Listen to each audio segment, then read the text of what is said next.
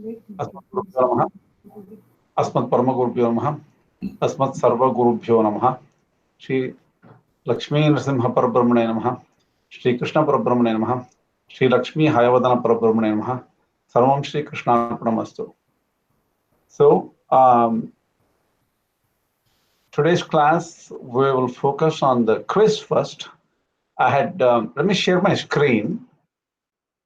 Here is it here. Okay. Interesting.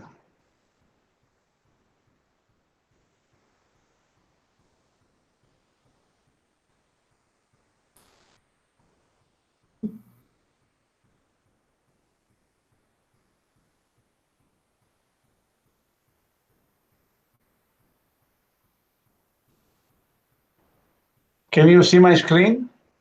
Yes, we can see. Okay.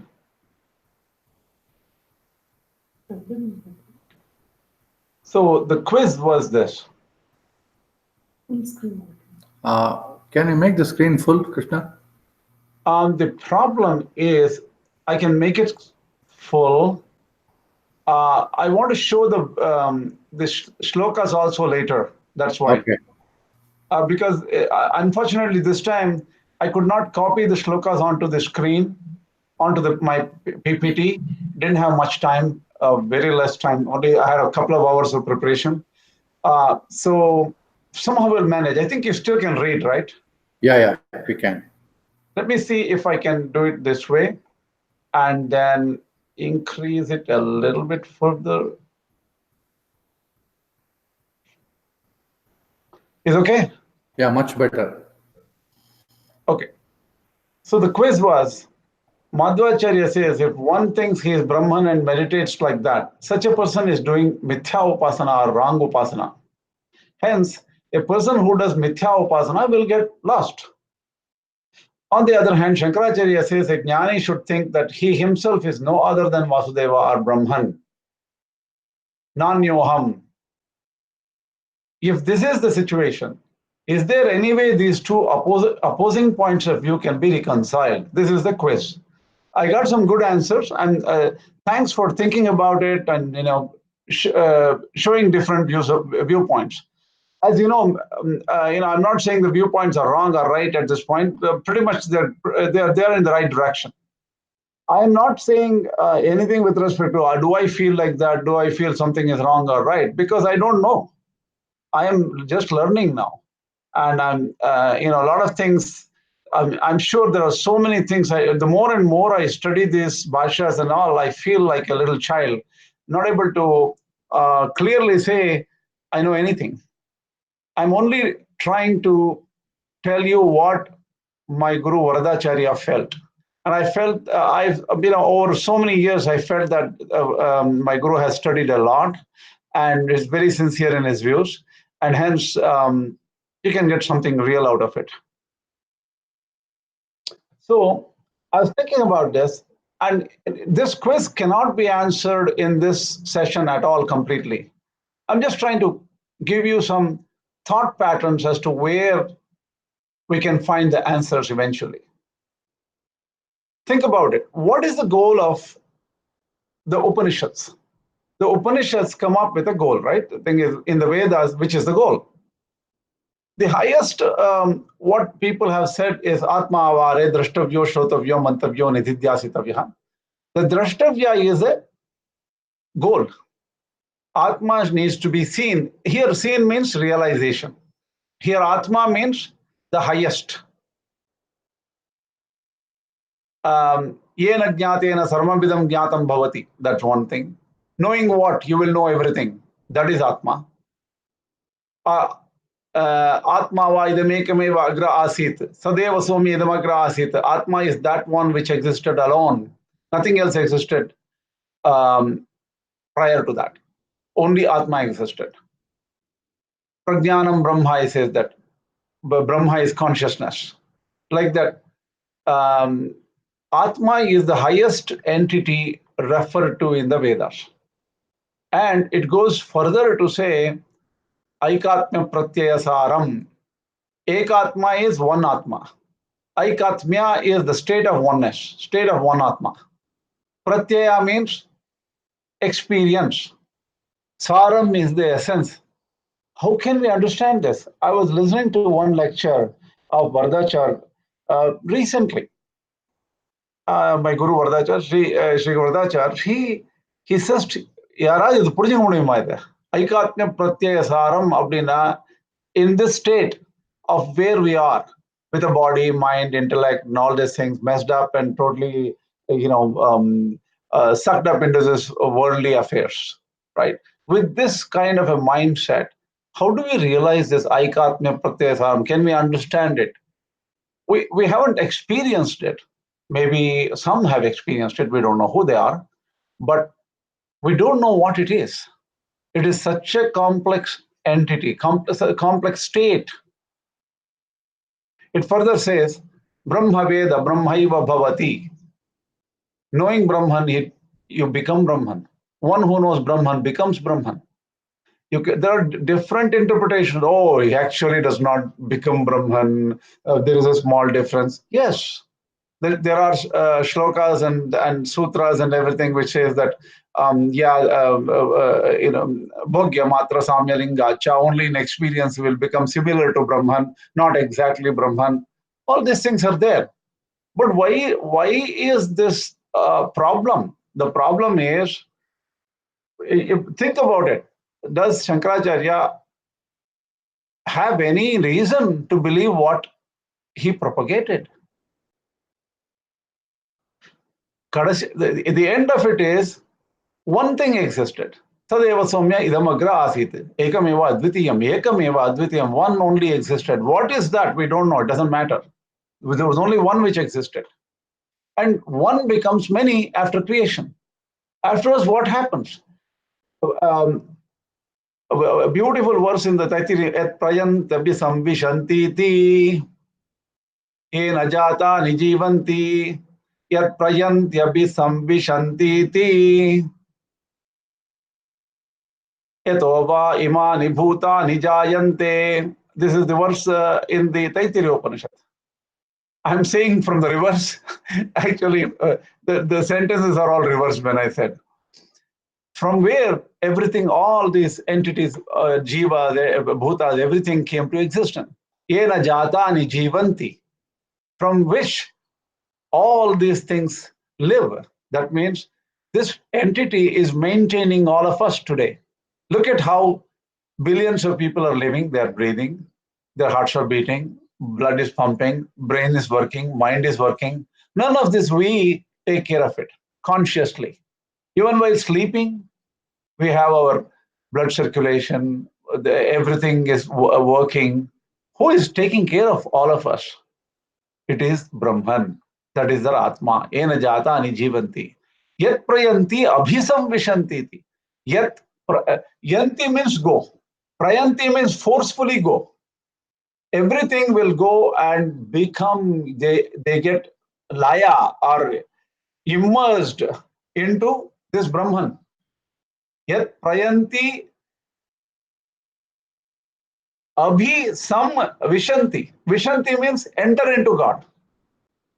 Abhi means abhitaha. That means wholly they get enters into the Lord. Abhi sam vishanti. Sam means samyak, very well, totally. How the Vedas themselves, without any hesitation, yet prayanti abhi samvishanti. It totally gets totally gets laya into this Brahman. So all this variety you look around, the trees, the houses, trees, the stars, everything you look around, they enter into Brahman totally. So what is this? How do we understand this mega information? The mega, think about a huge spiritual and physical Big Bang coming from one point, everything came out and everything goes back into that point.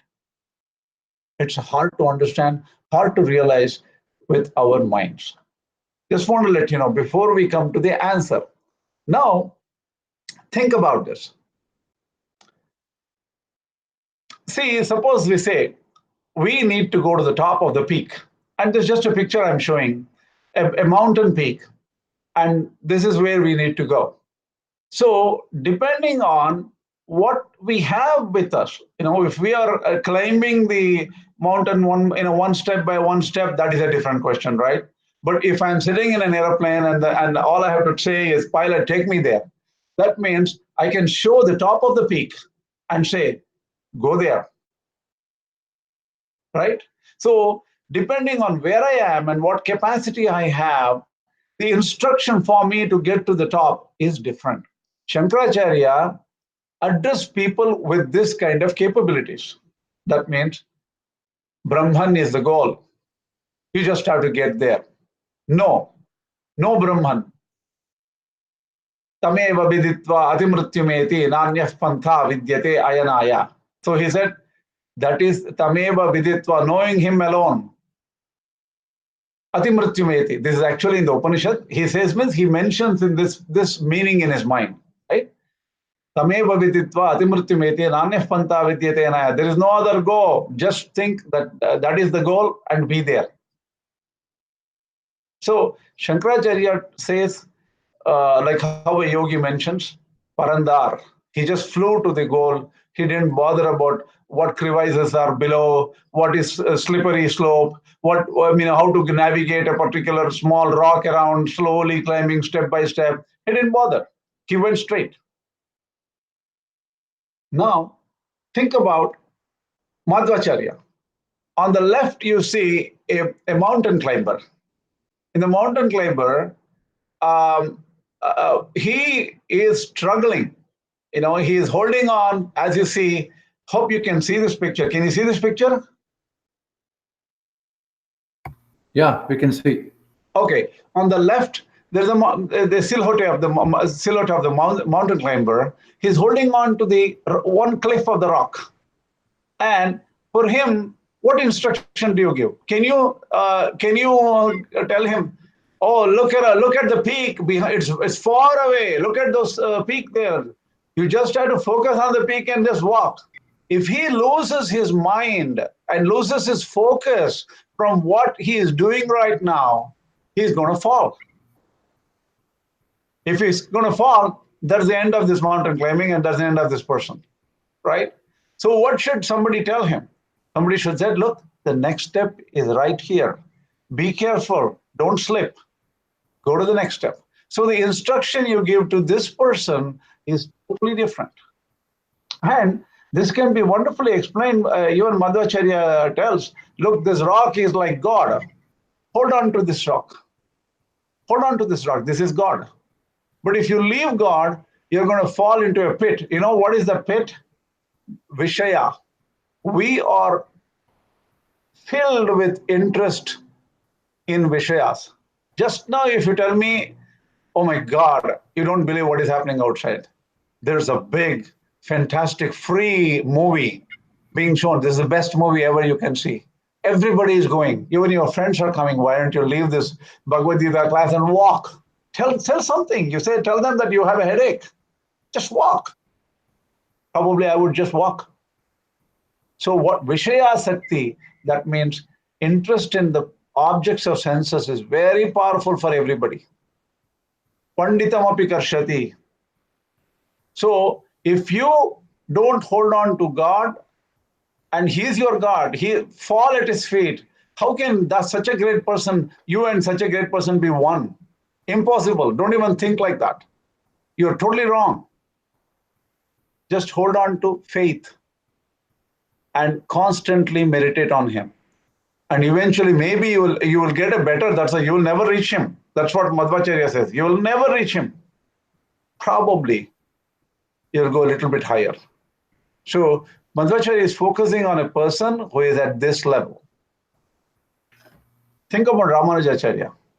Ramanujacharya says, look, somebody who firmly knows what the peak is, where the peak is, or not exactly firmly knows. See, because we don't know how long this rope is, which is tied to the top of the peak, and this person may be even at the very early phases. So most Sri Vaishnavas think that we are very similar to Madhva Bhashya. So even in fact, it is urged in Sri Vaishnava tradition that you have to always think that God is totally different from you. And just meditate. How can you be same as this person? So for all practical purposes, the view of Sri Vaishnava view of Ramanujacharya view is always think he is different, but think that he is within you.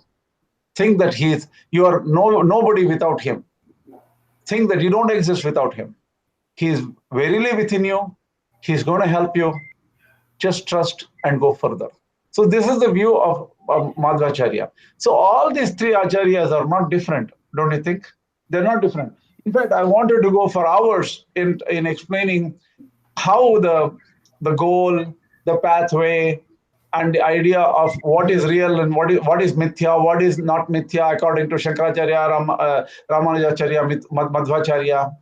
In fact, if you go further, even for Ramanujacharya, the jiva, the souls, and the jada, the matter, are not at the same reality level as Brahman.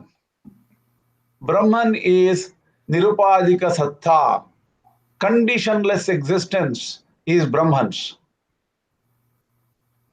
Jiva and jada are dependent existence. So from the class of Brahman, jiva and jada are removed. You cannot speak of jiva and jada in the same reality level as nirupadika Brahma, that is Parabrahman, according to Ramanujacharya in the Sri Bhashya. So the question of truth or mithya or satya or something is still two acharyas agree with each other in a way that something is mithya here, something is less real than that. But how deep, what is the difference between their perceptions of the satya taratamya, right? That's in truth, there is gradation. Even in mithyatva, there could be gradation. But if you go to the other end of Buddhism, the mithya means everything is mithya. I want to just stress this a little bit.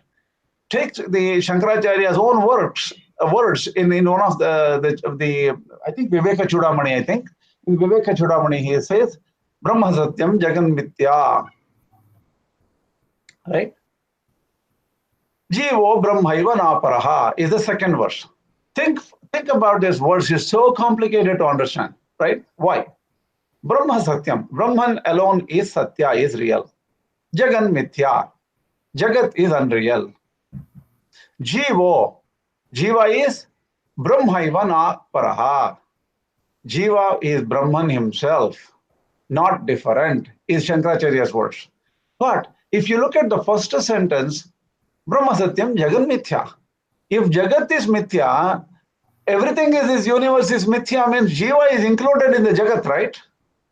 All the living beings are included in the Jagat. How can you separate out the Jivas from this Jagat? Jivas are included in this Jagat. Jagat is not matter. Jagat is what is in motion. That means Jiva, Jada is all included in the term Jagat. If Jiva is included in the Jagat, then Jagan Mithya means Jiva pi Mithya. Jiva is also Mithya. If Jiva is Mithya, that Jiva is illusory. Jiva Brahmaiva Naparaha means Jiva is Brahman himself. Then Brahman is also Mithya, right? Brahman is also unreal. Then what is remaining? Nothing. We will slip into Buddhism with this view. Don't you think? I'm showing completely using Shankaracharya's words. You can understand Shankaracharya's words to mean complete Buddhism, complete nihilism. Brahman is also not existing. Nothing exists. You can slip into this. So this particular quiz is very complicated, and I would postpone a complete assessment of this quiz. Probably, what I want to do, just for your sake, just to show you that this is all real. I will stop sharing a little bit and show you this textbook here. So I just want to show you, this is the book. Uh, on the top, you can read Satya Siddhi, right? This is the book which Vardacharya has written. This is about 108 pages. Just wanted to show you, this book we should study after Bhagavad Gita, because it really puts everything together in a fantastic idea of what the connectivity, right? The connectivity between the path, the goal, the reality, unreality. All these things are addressed very well. So we'll deal with it after after this Bhagavad Gita as a whole. So it's very hard to get into details now. Just wanted to give you a taste. Any doubts here? Did you understand something out of this? Or you can ping me on Telegram what you thought about this answer to the quiz. It's not a good full answer, but it gives an overview of how Acharyas addressed people of different kinds. Going back is a very important thing I missed in this answer. Let me share my screen again.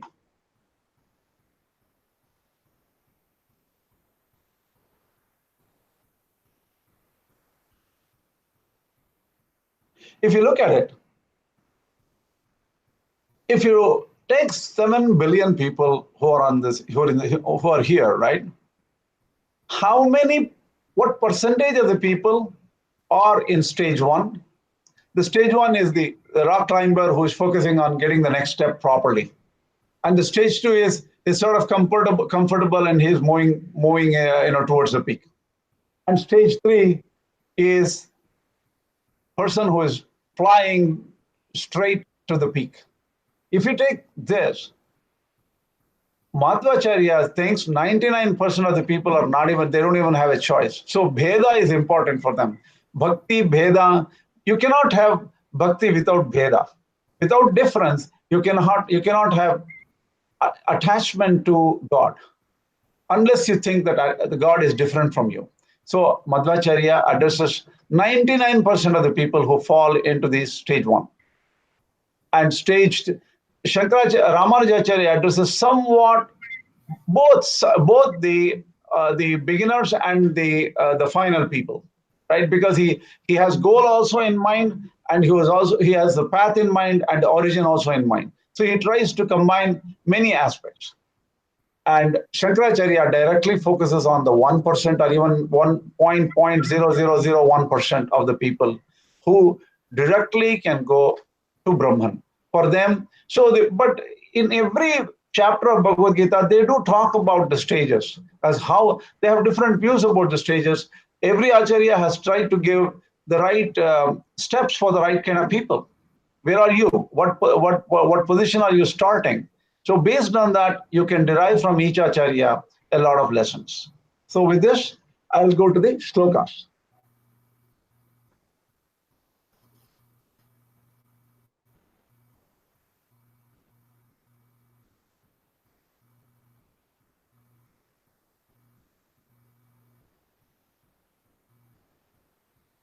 One second, let me, oops.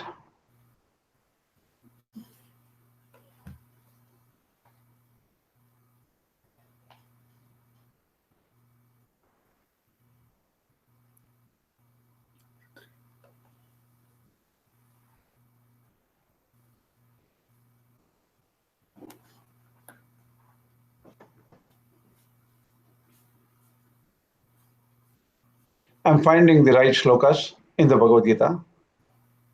This is the third chapter we are going to read now. We've taken almost 13 or 14 classes to get to Bhagavad Gita third chapter. Let me read the third chapter. I'm just coming here. Karma Yoga, Tritiyodhyaya. Arjuna Vacha. Jayasi chet karmanaste mata buddhir janardana tat kim karmani ghore mam niyojayasi keshava. Arjuna asked Lord Krishna, Jayasi chet karmanaste. If you think buddhi is greater than karma, O Janardana, why are you forcing me to do this war which is a ghora karma. This is gory kind of war. Why are you asking me to fight? Because buddhi, according to you, is higher than karma. Here, we are only going to take rough meaning now in this class, and probably if we cannot finish the third chapter by the end of this class, we'll take only an overview of what the meaning means here, the word, text meaning, that's all, of the third chapter of Bhagavad Gita. We need to understand the text properly. We focus on the Sanskrit and text only. We don't want to go into the different Acharyas' views at this point. So if you think Buddhi or Sankhya Yoga, we can say Buddhi means what? So why did Arjuna think like this? See, because in the second chapter, Lord Krishna talked about, look, Jiva is separate, body is separate. Jiva is eternal in a way, eternal, and body is not non-eternal. Body falls away, and then you have to get out of this the shackles of karma, and to get out of shackles of karma, you have to do Nishkama karma, or action without any interest in the fruit, and offer the agency to the Lord, and then eventually you will burn away all the karmas, and then you will attain Atma Sakshatkara, or self-realization. And he then he goes further. Arjuna asks about Sthita Prajna. How does the one become Sthita Prajna? Then Lord Krishna talks about how to focus on Atma, focus on the self, focus on Lord Krishna. So he talks about all the focus and how one becomes Sthita Prajna and how he behaves. So this is what is given in the second chapter. So the knowledge of the Atman, the focus on Atman, and all those things can be termed as buddhi, and then karma can be taken as all that is action, karma yoga, or buddhi can be taken as Sankhya yoga, and karma can be taken as karma yoga. So this is where now Arjuna uses non-conventional terms, karma and buddhi, right? So we have to what really Arjuna had in mind. This is what we think.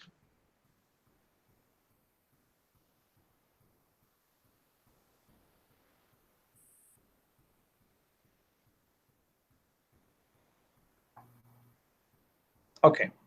So this is, you can see the translation is right here. A little bit complex to read, but it's easy for me because today I could not combine this into a single PowerPoint. I would love if somebody can take that work up for me.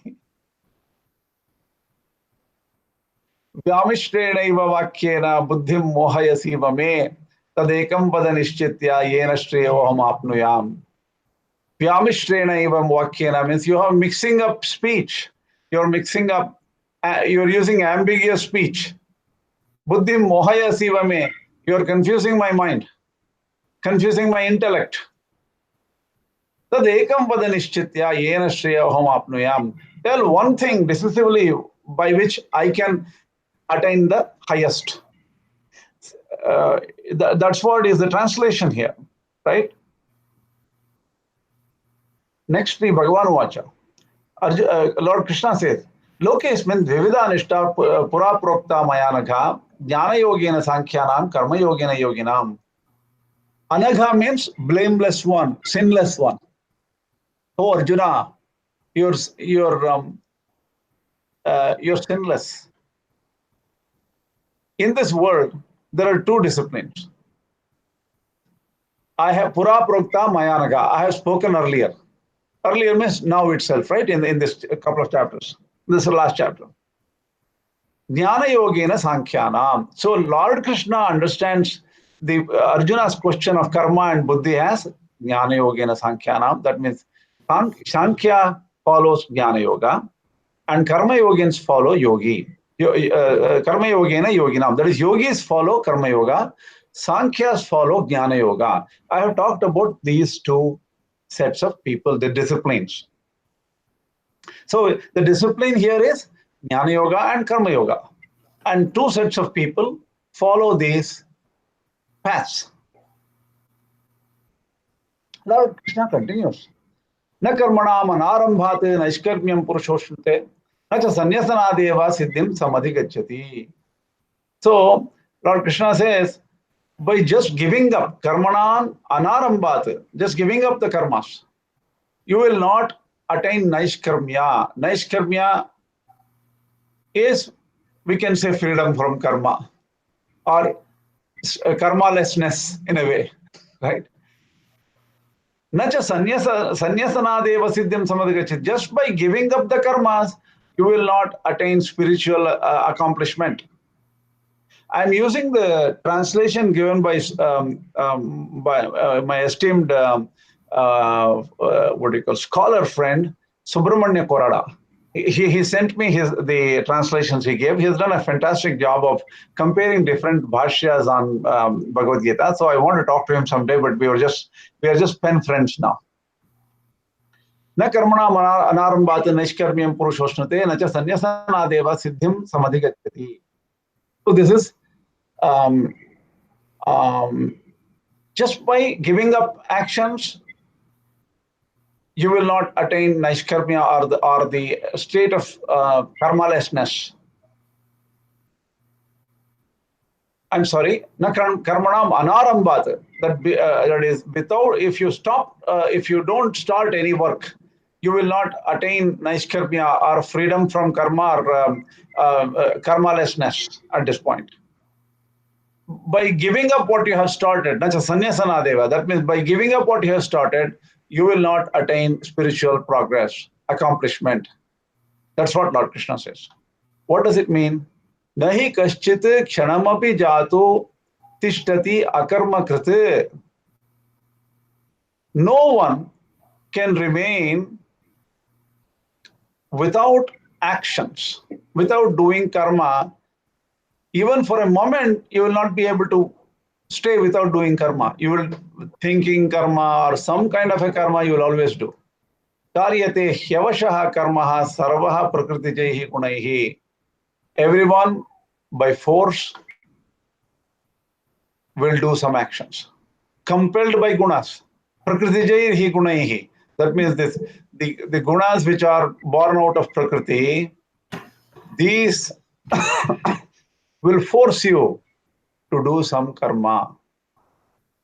Because, the what do you call, the nerves are acting, the body is reacting, the mind is going here and there. All these gunas are taking you here and there.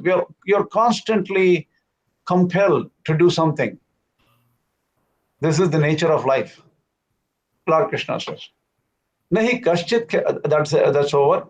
Karmendriyani samyamya aste manasasmaran indriyarthane vimudhatma mithyacharaha sauchyate. For a moment, who restrains his organs of action, but whose mind continues to dwell on the objects of these senses, is called a mithyachari or a hypocrite, of a person with false conduct. And having vimudhatma, he is deluded. Person is deluded. So just because you don't act, your body, mind, your body, and what do you call? Your body is still not acting, but mind is filled with these thoughts of all these things, and mind is always filled about objects of objects. Indriyartan vimudhatma mithyachara samachite. He constantly thinks about objects. What if I was there? Oh my God. And he experiences by just remembering them. He is a hypocrite. So the siddhi is very, very complex. I just had a question, I think. I'm just checking. Is it okay to assume Sri Krishna mentions the word karma, he means Nishkama karma? 1 second. Here, karma means everything. Depends on which particular verse. Here, karmendriyani samyamya yaste manasasmaran indriyarthan vimudhatma. Mithyachara Suchite. This refers to any karma. Here, karma means anything. It is not Nishkama karma. Anything here, all karmas are included here. Nishkama karma was mentioned only in certain places, but this is for any karmas done by anybody. Yes, so Indriyani Manasa Niyamya Arabhati Arjuna Karmendriyahi Karma Yogam Asaktaha Sa Vishishyate. If you want to stop me and ask any questions, you can ask on Telegram. You just type on the Telegram. I will check if I can answer it right away. No problem. So this is a free flow study class. Okay. Yes, so Indriyani Manasa Niyamya Arabhati Arjuna Karmendriyahi Karma Yogam Asaktaha Sa Vishishyate.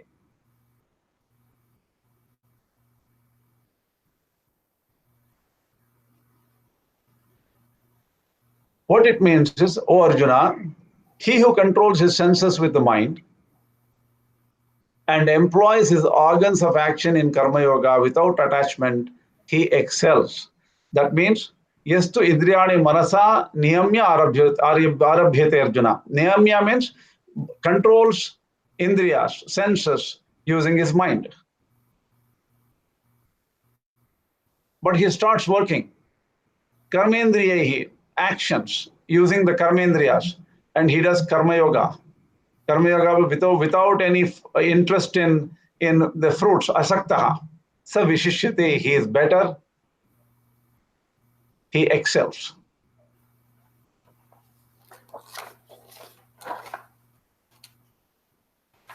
Lord Krishna continues, Niyatam kuru karmatvam karma jyayo hyakarmanaha Sharira yatra pichate na prasidhyet akarmanaha.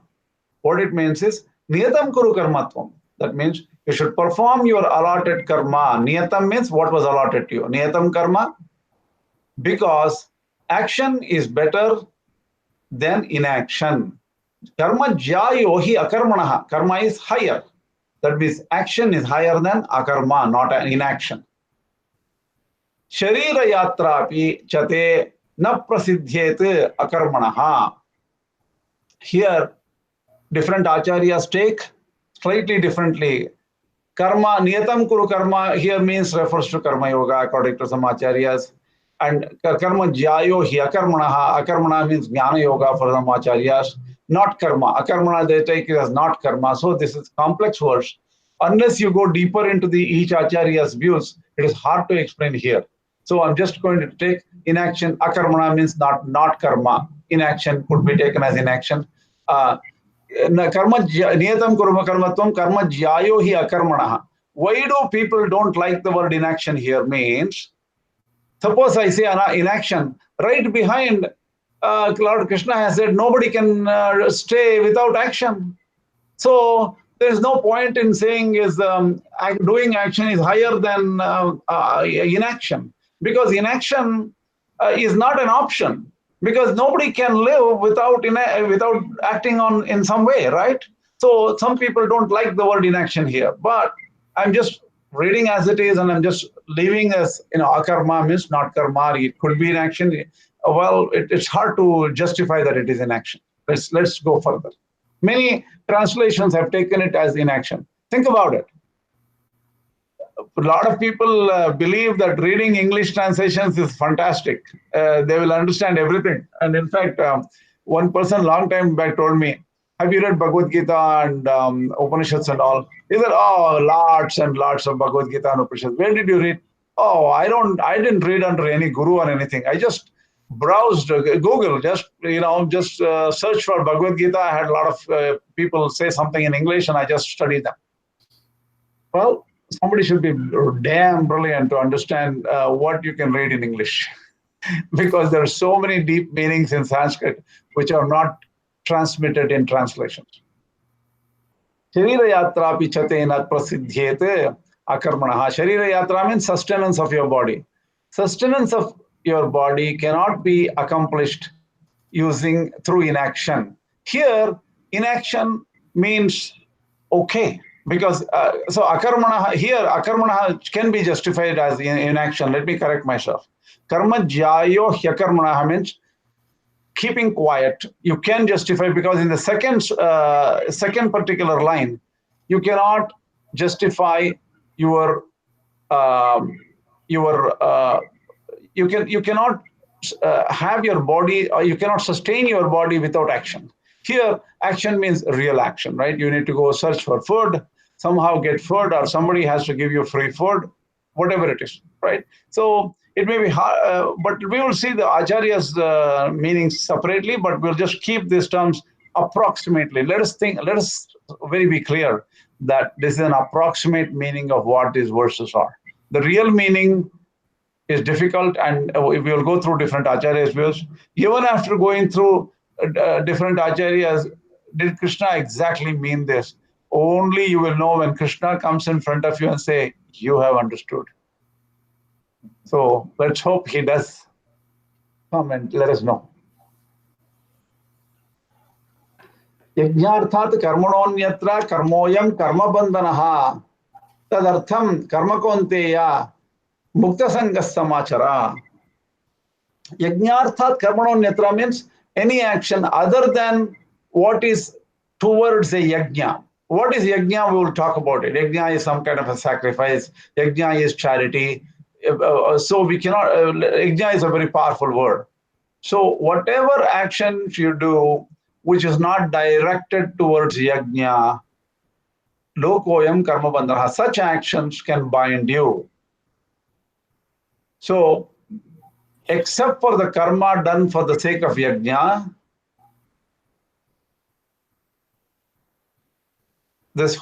any action is binding. Lokoyam karma bandhana. What does loko means? Is this world, this world of actions, I would say probably, it's all karma bandhana. That all actions done without the goal of yajna will bind anyone. Tadhartam karma kaunteya mukta sangaha samachara. Hence, O kaunteya Arjuna, without any attachment, do actions. So actions done without attachments is a yajna in some way, right? That's how Lord Krishna mentions here. Sahayajnah praja srishtva purovacha prajapatihi anena prasavishyadhvam eshavos tvishta kama dhukhe. My grandfather used to say, this word sahayajnaha is wrong. It should be sahayajnaih praja srishtva purovacha prajapatihi anena prasavishyadhvam eshavos tvishta kama dhukhe. This is the correct way of reading it. Many texts I have seen use the term sahayajnaha praja srishtva. That seems to be wrong for some reason. I can go into details later sometime.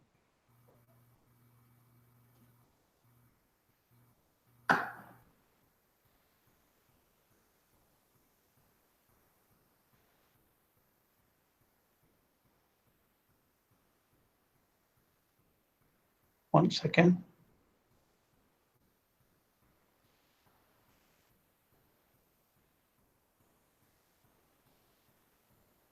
Purovacha. Purovacha means long time back. Prajapati created human beings along with yajnas. Sahayajnaihi prajaha srishtva. That means Chaturmukha Brahma Prajapati created all beings with yajnas. Along with yajnas, he created all beings. Purovacha Prajapatihi.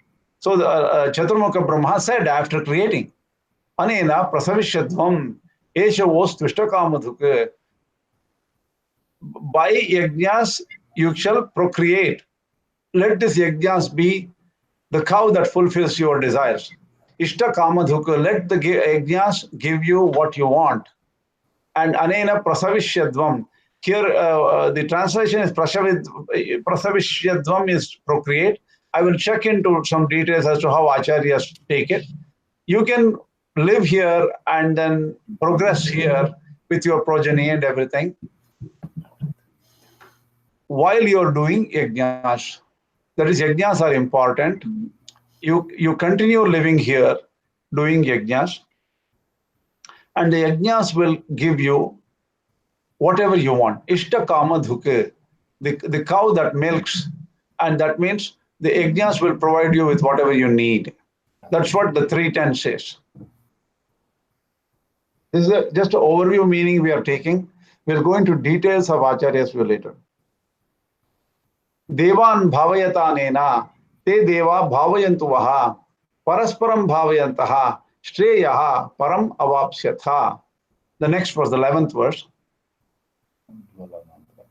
By this yajna, you shall sustain the devas. That means Devan bhavayatanena te deva bhavayantuvaha. You support the devas by these yajnas. And the devas will support you in return. So by symbiosis, you help them and they help you. By helping each other, you will attain ultimate good, supreme good, eventually. Devan bhavayatanena, that's what it means. This verse is, I think, clear.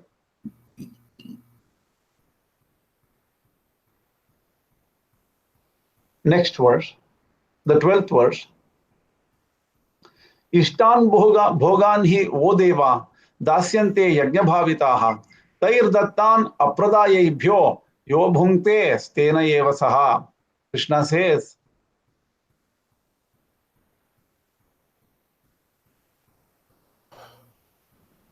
Ishtan bhogan hi o deva dasyante yajna bhavitaha. You are offering yajnas, you are doing your yajnas. And whatever the yajnas may mean, we will think about yajna as a concept later. It is selfless work for now, like selfless work. So, since you have done your yajnas, Ishtan bhogan hi o deva dasyante. The devatas will give you the required experiences here, whatever you desire. Tair dattan apradayebhyo. If you do not participate in yajnas, if you do not do yajna, and then still enjoy the results of whatever you find, that person is a thief. That means if you don't give to devatas and still enjoy the fruits of this world, enjoy food, water, shelter, and anything you want here, or enjoy anything, that means you are doing it as a thief. You're taking somebody else's property without their knowledge, and then enjoying it as if it is yours.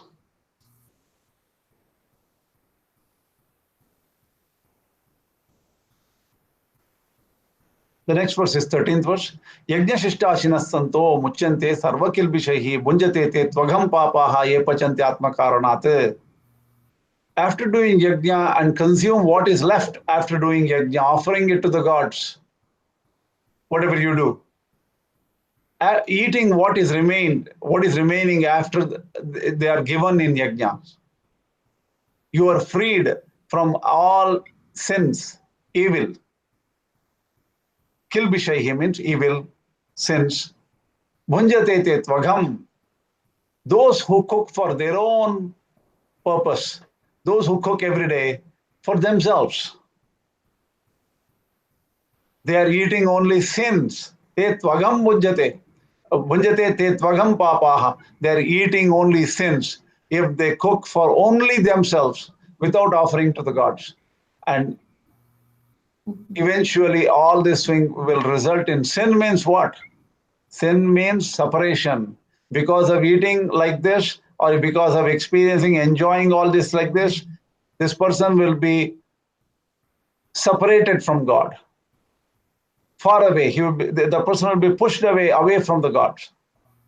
And that person could experience bad effects in the life here or life hereafter. If the sins are of a very bad kind, they will experience right here. If the sins are, of mediocre kind, in the next janmas, but the next janma will be reserved for this person because he has to experience what he has done. He or she.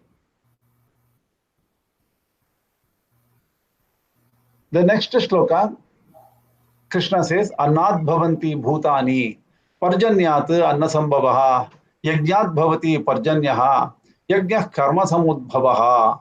This is a very complex verse. Each Acharya has taken the verse to mean slightly differently. So I'm just going to go with a simple meaning here. We'll figure out what it is. Annat bhavanti bhutani. It is very simple. Here, there is no difference. Food makes beings. All these creatures will eat food and then they build their bodies, they live and they survive. Parjanyat anna sambhavaha. How does food come? From the rains.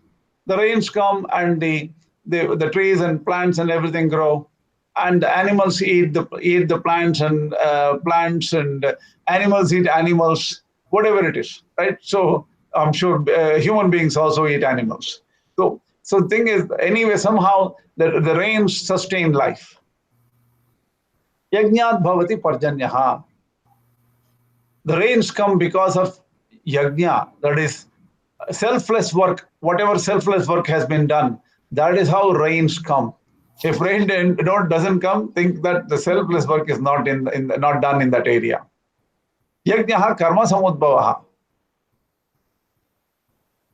Yajnas are born out of karma. Take this, with this karma is a complex meaning, obviously, here. By some action, yajnas, actions are critical for yajna. So from actions constitute yajna. Next. Karma brahmodbhavam vidhi. Here is the problem. Karma brahmodbhavam vidhi means actions come from Brahma. What does Brahma mean here? Some people say it's Vedas, because karma is prescribed in the Vedas. Some people think Brahma is different here. It is Jiva, because only a Jiva with a body can do karma. So this is a complex verse. We have to understand it in the right context later, based on each Acharya's view. Brahma Akshara Samudbhavam. That means Brahma came out of Akshara. Akshara means what? Imperishable. That's what we can say at this point. We'll just leave it as imperishable. What Akshara means, we have to figure out. Tasmat sarvagatam Brahma nityam yajna pratishtitam. Tasmat sarvagatam Brahma. That is, some people say Vedas are everywhere. Here Brahma is sarvagata. Tasmat sarvagatam Brahma means here Brahma should be taken as Brahman himself. How can Vedas be sarvagata? We don't know. So this is a very complex verse. Tasmat sarvagatam Brahma nityam yajna pratishtitam. Nityam yajna pratishtitam means it is all established in yajna. This verse, we will leave it as it is because it's hard to understand based on what we hear and what we see as words. So it is, if you have to give a detailed look at what each Acharya thinks about this and why this is so hard. Next. Even verse is the next verse makes it even harder. Evam pravartitam chakram nanuvartayati hayaha. The cycle of the food cycle, right? Where does food come from? From the rains. Where does rain come from? From yajnas. Where does yajnas come from? From actions. Where does the action come from? What is written in the Vedas or that's where the complexity comes, right? This whole thing is very complicated. We have to go very deep into each Acharya's work. But evam pravartitam chakra means there is a cycle. So when you begin somewhere, you have to end right there at that point. So is the cycle complete in each of these Acharyas' views? Or some people can say, I don't care about the cycle. So there are different views to look at here. Evam pravartitam chakram nanuvartayati hayaha aghayuhu indriya ramaha mogham partha sajivati. The person who does not support this cycle of life that has been set in motion lives an evil life. Anuvartayati hana. Anuvartayati ha means he is not doing the cycle. Don't think that you are making this world move. You are put in this world and you act accordingly, right? Aghayuhu indriya ramaha. Aghayu means evil life, sinful life.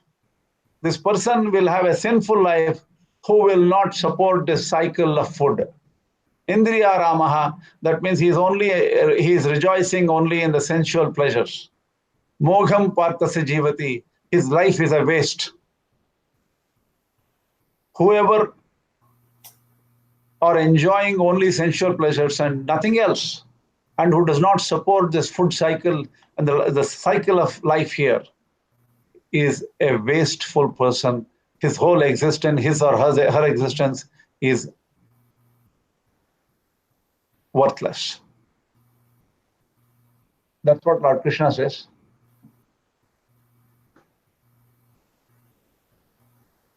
Yastu atmaratireva syat atmatriptascha manavaha atmanyeva cha santushtaha tasya karyam na vidyate.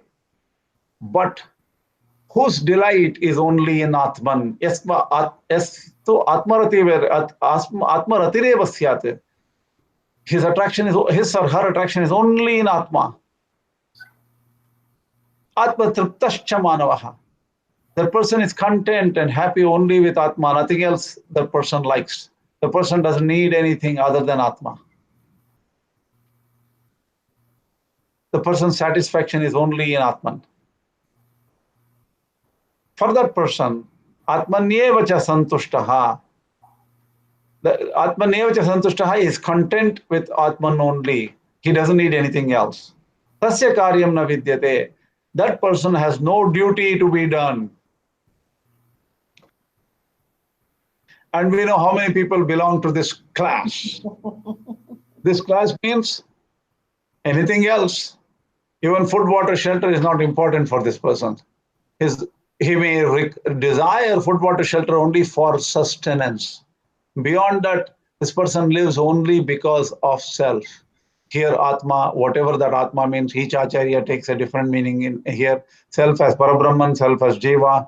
Many people different Acharyas can take it differently. Yasya atmaratireva syat atmatriptascha manavaha atmanyeva cha santushtaha tasya karyam nividyate. That person who delights in Atman, has satisfaction only in Atman, contented only in Atman and nothing else. That person is freed from all duties. The person owes no devata, nothing. The person can stop work. No duties are forced on that person.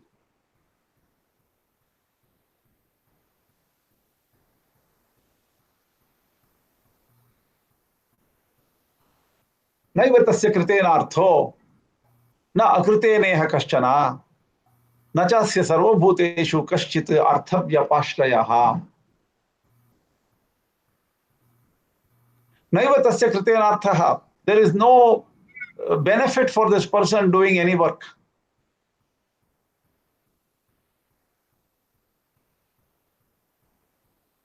न अकृतेनेह कश्चन. Nothing is lost if he doesn't do any work.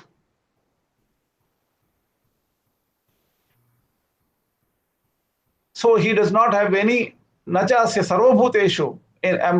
From all these creatures, he doesn't need anything, or he doesn't have to, he does not have any need to accomplish anything by any of these creatures.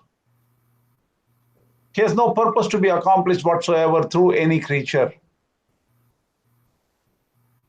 That's the right way to put it.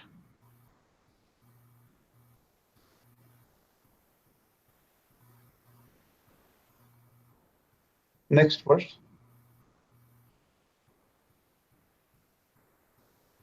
Tasmat asaktaha satatam karyam karma samachara asakto hyacharan karma param apnoti purushaha.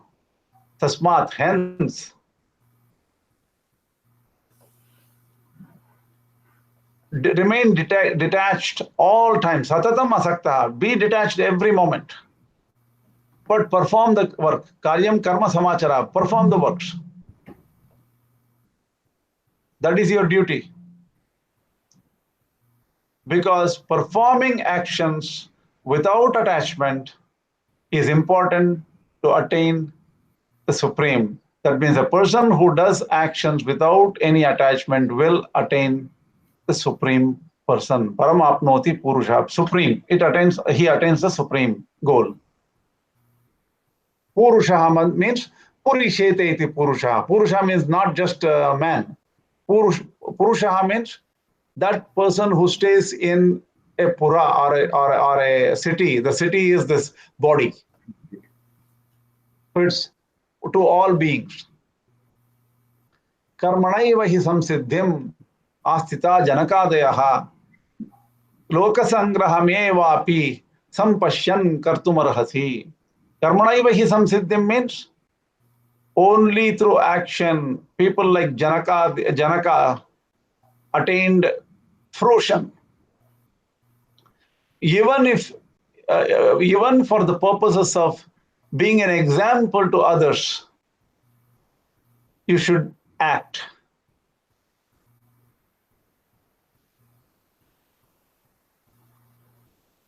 So to have welfare of the universe, welfare, protection, harmony, interconnectedness of all people, you should act.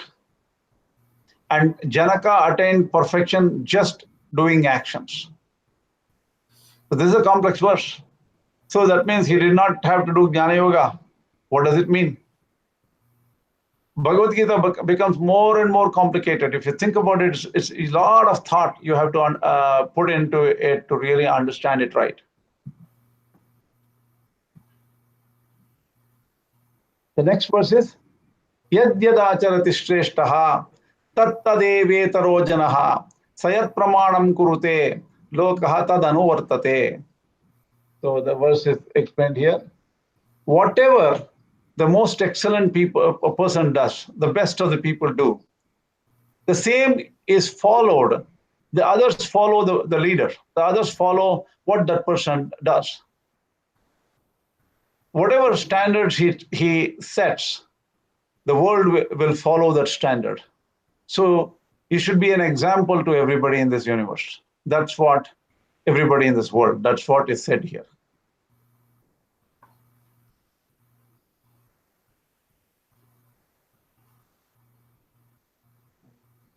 The next verse. Name parthasti kartavyam trishlokeshu kanchana nanamattam avaptavyam vartayevacha karmani. Says, there is no work here in these three worlds that I must do. That is, Lord Krishna is saying for himself. Oh Arjuna, there is nothing in this world I have to do. Nor is there anything I must attain. Nan avaptam avaptavyam. There is nothing here for me to attain. I don't need anything. Vartayevacha karmani. Doing. Nevertheless, I'm engaged in actions here. I work here without any goal. There is nothing for me to achieve here. There's no goal, but still I work. It's already 7:20. We have finished. We have gone 5 minutes over this class, and we haven't completed third chapter. So what I would say is we will go over the rest of the overview meaning in the next class. So right now I'm going to stop sharing, and if you have live questions, you can ask now. Let me stop sharing. There was one question. Kaivalyarthi implied in 317. Oh, 317. Let me see what that question is. Kaivalyarthi implied in 317. The 317. No, I don't think so. The 317 is Atmarativa Syad Atmatascha Manavaha Atmaneva Santushtaha Tasya Karyam Na Vidyate. Kaivalyarthi is not, the Kaivalyarthi question doesn't come up now. It does not come up. Let me come back here. So you can ask live questions. You can either type it here on, right here on the, right here on the text message area, or on the Telegram. The Kaivalyarthi issues don't come up here. I don't think so. So are there any questions, more questions?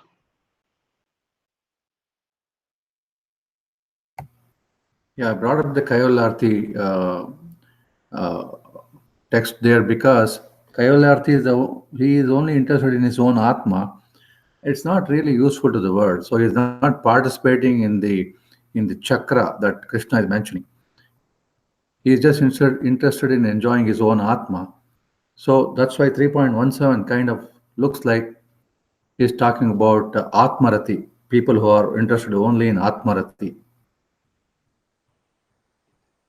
A good question. Okay. Yeah, definitely justifiable question. Right. यस्य आत्मरतिरेव स्यात् आत्मतृप्तश्च मानवः आत्मन्येव च सन्तुष्टः तस्य कार्यं न विद्यते. Here, the context does not allow such a far-fetched understanding, I think. I have not gone through the details yet.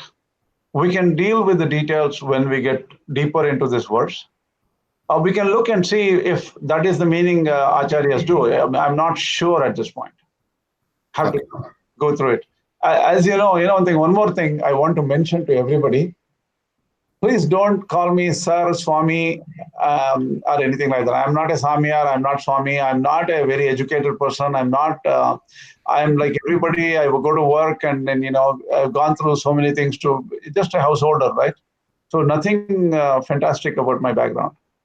So please don't call me sir or don't give me any respect. Adiye and Dasan, all these things are unnecessary for me, and I don't follow such conventions. And I don't know why I don't do that. Sometimes these conventions are misleading.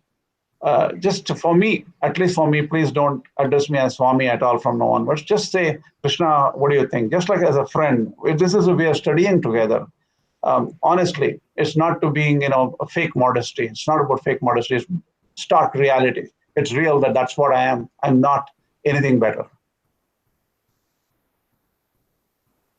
Asmat Gurubhyo Namaha. Asmat Parama Gurubhyo Namaha. Asmat Sarva Gurubhyo Namaha. Sarvam Shri Krishna Arpanamastu.